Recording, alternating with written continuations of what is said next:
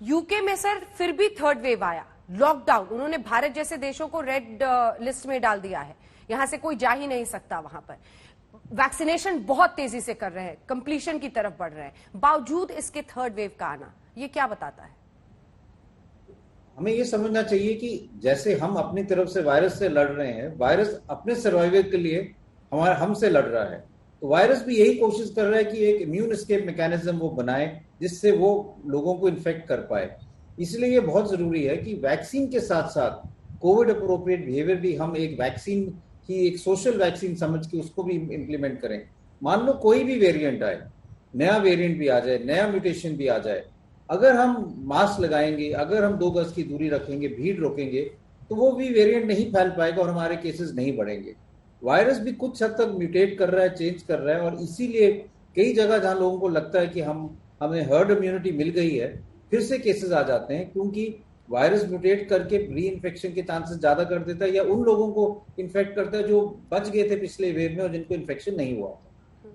Sir अब बच्चों पर जरा आते हैं, क्योंकि इस बार बच्चों की चर्चा बहुत ज्यादा है। हालांकि हमने सेकेंड वेव में देखा है कि वो माइल्ड इन्फेक्शन ही उन्हें हो रहा है, लेकिन तीसरी वेव से बच्चों को कितना खतरा है, और ये बार बार कहा जा रहा है कि बच्चे बहुत संक्रमित होंगे, कोई साइंटिफिक आधार इसका है, और इस पर आप क्या कहेंगे?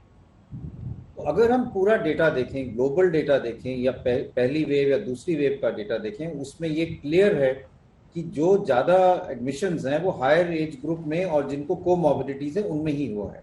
बच्चों में इन्फेक्शन हुआ है, फर्स्ट वेव में भी हुआ है, सेकेंड वेव में भी हुआ है, ग्लोबली भी हुआ है, लेकिन ये देखा गया है कि बच्चों में जो है सीवियर इलनेस नहीं देखा जाता। यूजली बच्चों में माइल्ड इलनेस होता है, वो बिना दवाई के या सिर्फ सिम्टोमेटिक ट्रीटमेंट से ठीक हो जाते हैं। इस वेव में भी हमने यही देखा कि जो बच्चे एडमिट हुए थे उनको या तो कोमॉर्बिडिटीज थी, मोटापा था, या कैंसर की ट्रीटमेंट ले रहे थे, या और कोई कोमॉर्बिडिटी थी, इसके कारण उनको सीवियर इलनेस हुआ। तो ये हमें ये क्लियर एविडेंस है कि जो कोरोना वायरस है वो बच्चों में माइल्ड इलनेस करता है, और इसमें अभी तक कोई चेंज नहीं आया। तो हमें ऐसा नहीं डरना चाहिए कि अब वायरस एकदम बच्चों के लिए चेंज हो जाएगा। दूसरी चीज ये है कि जैसे मैंने कहा कि अभी अगर हम देखें तो ये लोग सोचते हैं कि बच्चे जो ज्यादा ससेप्टेबल हैं, क्योंकि अभी तक हमने उनको बचा के रखा है, ना उनको वैक्सीन मिल रही है। तो अगर हम ये दोनों चीजें देखें तो लोग ये सोचते हैं कि अब अगर वायरस फैलेगा तो उन लोगों में फैलेगा जिनको प्रोटेक्शन नहीं मिला हुआ, और जो अभी तक बचा के हमने रखे थे, जो बच्चे हैं, इसलिए उनको ये लगता है कि शायद बच्चों में ज्यादा केसेस हों। पर बच्चों में अगर वायरस ज्यादा हुआ तो वो माइल्ड इलनेस ही होगा, उसमें कोई ऐसा नहीं होगा कि हमें ज्यादा लोगों को एडमिट करना पड़ेगा। सर अब वैक्सीनेशन पर जरा आते हैं। बच्चों के वैक्सीनेशन से मैं शुरुआत करना चाहती हूं, क्योंकि आपने भी कहा कि हम बच्चों को, वैक्सीन भी नहीं है उनके लिए, बच्चों के वैक्सीनेशन का ट्रायल चल रहा है। क्या बच्चों का वैक्सीनेशन जरूरी है, और कब तक ये वैक्सीन बन जाएगी? आज ही फाइजर की एक वैक्सीन को यूके में अप्रूवल मिला है, तो यूके के अप्रूवल स्टैंडर्ड्स को अपनाते हुए जो फाइजर की वैक्सीन है, क्या हम इंडिया में भी उसे अपनाएंगे? क्या इंडिया में भी उन्हीं मानकों के आधार पर उसको एक्सेप्टेंस मिल जाएगा? और बच्चों की वैक्सीन पर आप क्या बताएंगे? मैं ये कहना चाहूंगा, 2 चीजें कहना चाहूंगा। एक तो अगर हमें पैंडेमिक से निकलना है तो बच्चों को वैक्सीनेट करना जरूरी है, और बच्चों भी एक ग्रुप है जिनको वैक्सीनेट करना पड़ेगा हमें। और ऑलरेडी भारत में भी ट्रायल्स चल रहे हैं, भारत बायोटेक का भी ट्रायल चल रहा है, तो 2 साल से 18 साल की उम्र में बच्चों में वैक्सीन की ट्रायल शुरू हो गई है, और उम्मीद यही है कि सितंबर तक इसका डेटा भी आ जाएगा और अप्रूवल भी मिल जाएगा।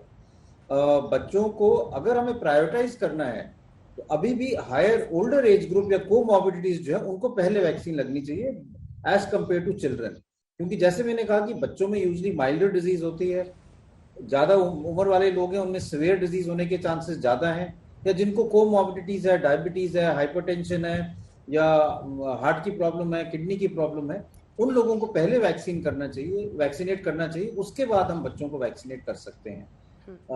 जो फाइजर की वैक्सीन की बात है, ये रेगुलेटरी अथॉरिटीज डिसाइड करेंगी, पर जैसे उन्होंने इमरजेंसी यूज ऑथराइजेशन दिया है कि अगर आपके ईयूए मिला हुआ है यूके से, यूएसए से या डब्ल्यूएचओ से, तो तब ऑटोमेटिक ऑथराइजेशन मिल जाएगा। तो उम्मीद तो यही है कि उसी बेसिस पे बच्चों के लिए भी फाइजर वैक्सीन की क्लियरेंस भारत में भी मिल जाएगी, लेकिन ये डिसीजन तो रेगुलेटरी अथॉरिटीज को लेना है।